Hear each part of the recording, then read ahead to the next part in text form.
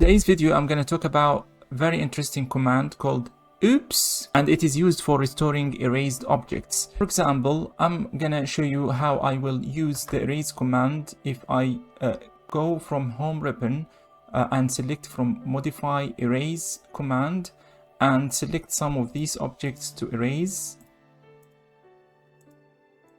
and enter.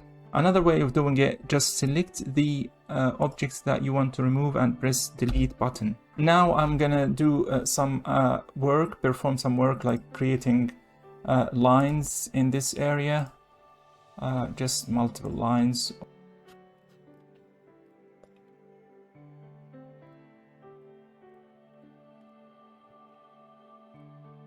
Now I'm gonna type the command OOPS, enter. Oh, what happened is the software just restored the objects that I've erased or deleted, and at the same time I still having my new operation that I've created, these new lines. So basically the program will restore all of the objects you erased the last time you used the command, which is pretty cool.